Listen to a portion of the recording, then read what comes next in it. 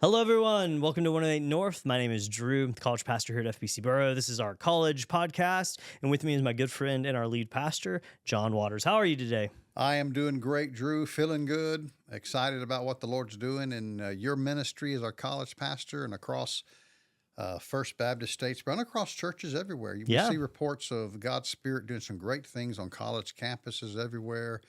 So that's just encouragement. Just see the Lord's Spirit working. Yeah.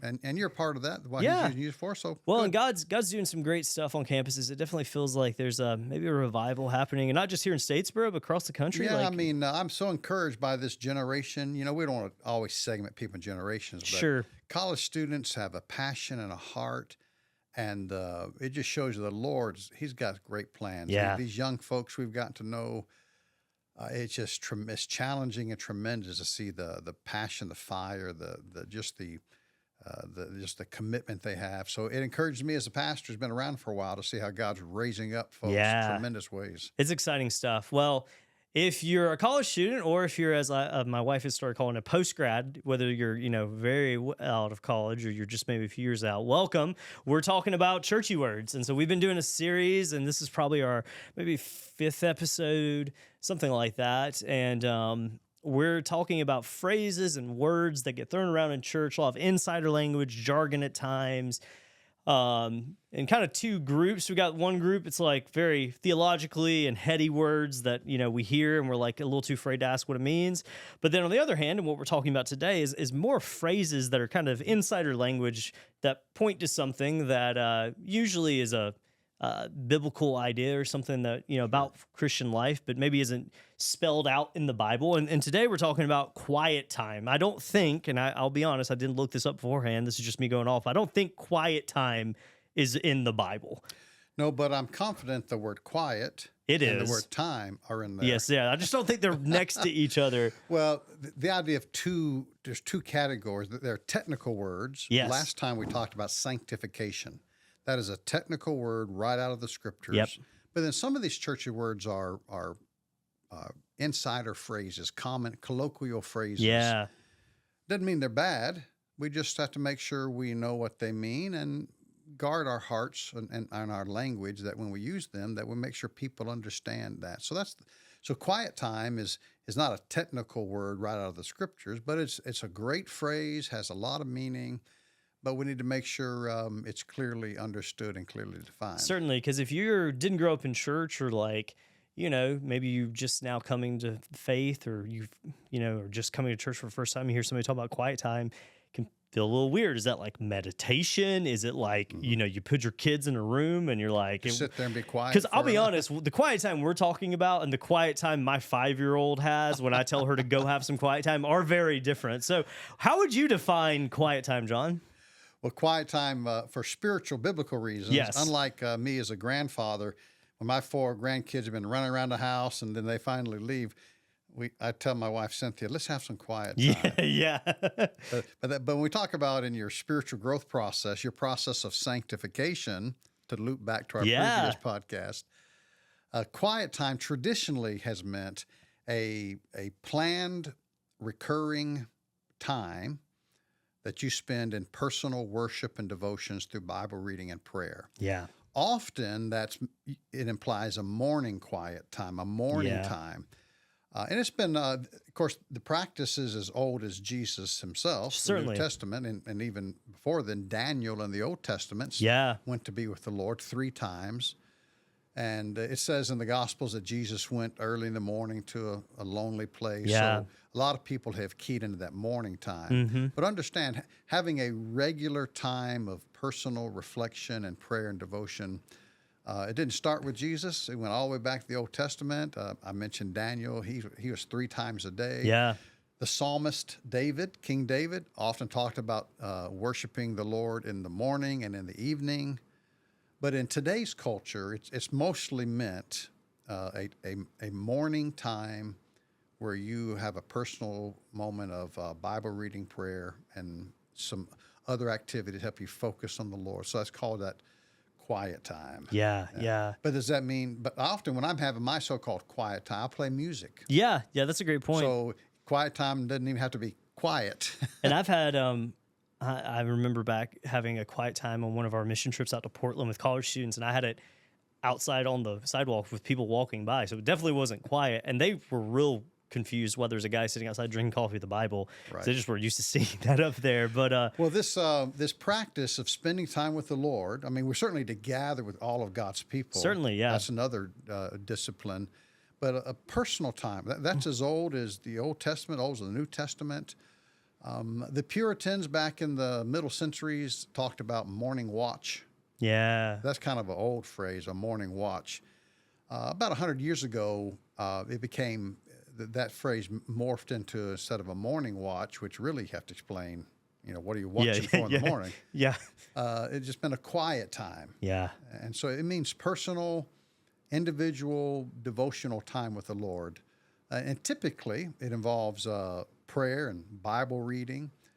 Some people talk about meditation, but even the word meditation, there's so many crazy understandings Yeah, it's of like meditation. that's like especially nowadays and It's new only agey through stuff. journaling, and so those are the building blocks that put together a quiet time. Yeah. And but understand though, there's nothing in the Bible that says 5 days a week you must have a quiet time before 7:30 in the morning. Yeah, That's just a tool, a technique. Yeah, exactly. It's so funny because when I was in college, I felt like a big failure in this area. Well, let me back up a second. The first time I ever heard quiet time was at youth camp. All right. So like, and it's funny because I feel like it's fallen out of style a little bit, but like I remember being in like 6th or 7th grade, my first youth camp, looking at the schedule, and it was like 30 minutes right after breakfast before anything else was like quiet time. And I was like, I remember asking my leaders, like, what is this? They're like, get your Bible. Go find a spot by yourself. And you said for 30 minutes? minutes? Literally, yeah. The little ADHD Drew over here was struggling with that. But when I got to college, like you said, it was so implied that quiet times, devotional times with the Lord had to be in the morning. And I'm just not a morning person typically. Right. And I struggled with that for a long time until I finally, Joe Graham, who used to be over collegiates in Georgia, he said one time at something I was at that, the real important thing is that the Lord wants to spend time with us daily, just like any other relationship, and how it can look different, and, but now that I'm in my 30s with kids, like I do find that mornings are amazing for me, but that's more because of the season I'm in. But I do feel like sometimes people get really caught up in the technicalities of how to do it right versus building a habit that works for them, that they get to spend time with the Lord. Well, another way to think of it that's probably healthier is what's your rhythm Oh, that's a good one. of spending time individually with the Lord. Now, you can say, I'm always with the Lord. He's with me every day. And certainly, yes, that's true. But just the discipline of taking time to read the Bible, the discipline of journaling, perhaps, it's the discipline of praying through a prayer list. None of those things are magic in and of themselves. Yeah. But that recurring, planned time, God can use that. So think of it as what's your rhythm. Yeah, that's a good word. Because if it becomes a morning task, then you just check the box and you're done. And people have a false sense of spirituality because, look at all these mornings. I check the box, check the box, check the box. And pretty soon the goal is not to spend time with the Lord, but to check that box. Yeah, And so quiet times or these personal devotions aren't an end to themselves. It's just a discipline we commit to as a part of the rhythm and routines of our life. And it shows what our priority is. Yeah. Because can anybody say spending more time with the Lord is bad? Yeah, exactly. So we have to be careful on one side not to overemphasize, like you've got before 7:30 or 8 in the morning, you've got to do your Bible reading. Well, reading the Bible in the morning is not any more holy than reading the Bible in the evening. Yeah. But the question is, what are the rhythms and priorities of your life that you're working to maintain that helps you grow closer to Jesus? Yeah. And there's no shame if you're an on again, off again, quiet time person. Not at all. We all have different rhythms and morning and evenings. And quite honestly, some people who are every morning, that can become a point of pride for them. Yeah. And you got to guard that. And if any of our listeners are thinking, well, I have my quiet time every morning, I'd challenge you to think, is that where the joy and the pride comes from? Or is it somewhere else? So we have to guard our hearts on that too.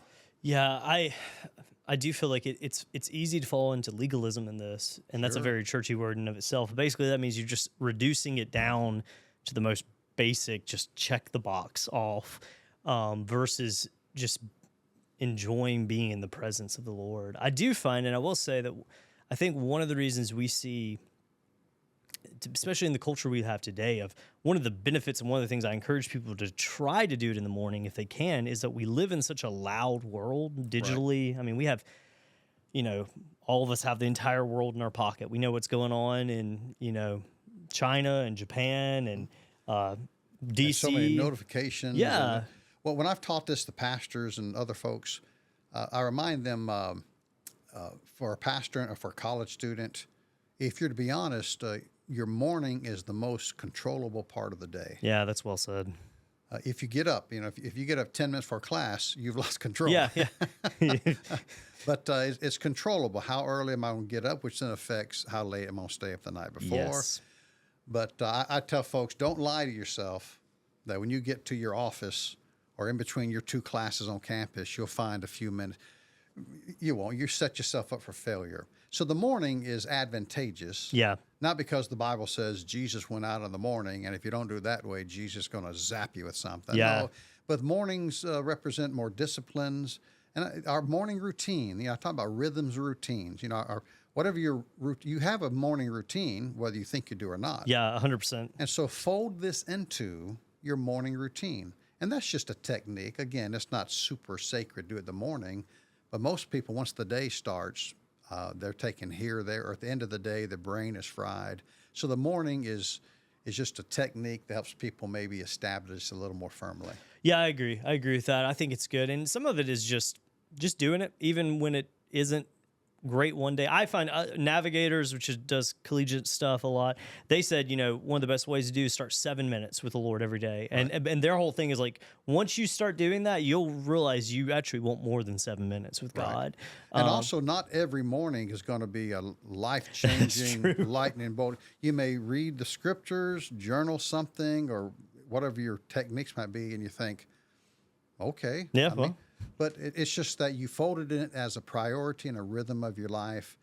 And God honors that. God uses that. And sometimes, to be honest, it feels a little mechanical. Yeah. Especially if you're in a Bible reading program where you read certain scriptures or maybe through the Bible. Places in Leviticus and Numbers can be a little hard to relate to sometimes. Test your faith. Yeah. But the fact that you did this and you made a commitment to it, somebody once used the idea of if you pour water through a colander, it won't catch very much. But if you keep pouring water through the colander day after day after day, it keeps that colander clean. That's true. Yeah. And so you read the Bible every day. You may not retain or remember something every day, but just the goal is that daily time of refreshing and renewing, and that becomes what God uses to conform you and shape you and grow you in godliness. But there's a lot of ways to be right with this. Yeah. There's no one prescribed way. And I guess a mistake that's been made throughout the years is when there was one model of having and this that was quiet it. time. Yeah. Unless you did it this way and did it in the morning and did it at least 5 days a week. And if you love Jesus, you do it 7 days a week. Yeah.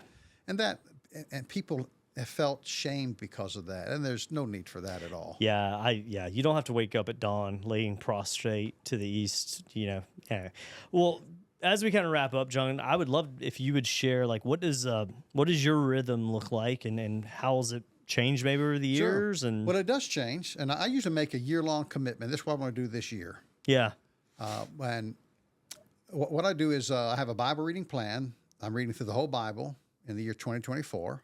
And there's lots of plans out there. Oh, yeah. You can Google those, contact you or church office. So I do a Bible reading plan. I also do journaling. And I journal about 1 page, and I've timed myself. It takes me about 6 minutes to journal 1 page. wow, And my journal is more of a prayer.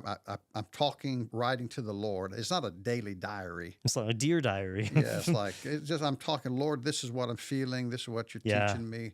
And so I journal. I'm also doing a deep dive through the Psalms. That just fits me. I'm on a journey to go through all 150 Psalms, so I'm reading and studying them. That's part of what I do. And then I read from the Puritans. The Lord has used the Puritans from the 1700s, just to really help me to think and recalibrate. So those are the four kind of big things of my quiet time. But do I study the Psalms every morning? No. My Bible reading plan's 5 out of 7 days, so I don't do that every morning. I don't journal every morning, but those are the four basic blocks, and it helps. And the reason it helps me is I'm the kind of person that needs that kind of regimented approach. Otherwise, I slip away from it. Yeah, I So get it. that works for me, but what works for me may not work for you, Yeah. and that's okay.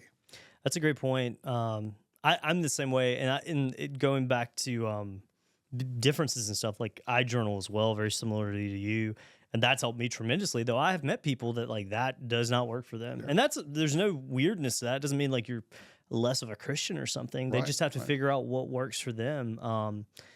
So yeah, well, hey, thank you so much for talking about quiet time. I hope this helps you guys and helped us understand it more, and hope you can explain what it means in the context of following Jesus, not the context of being away from loud noises or punishing kids or telling them something. But John, thank you so much for being with us. It's a joy, and whatever you call it, personal devotions, private prayer time, just establish that as a rhythm of your life. I just believe God will just use that to do some good things. Yes, I agree as well. And just side note, you can find some reading plans. You can reach out to me. My email is drew.feltz@fbcboro.church. Our website has something on it as well. So if we can help, just let us know. And hope you guys have a great day. Thank you for being with us. We'll catch you guys next time. Bye.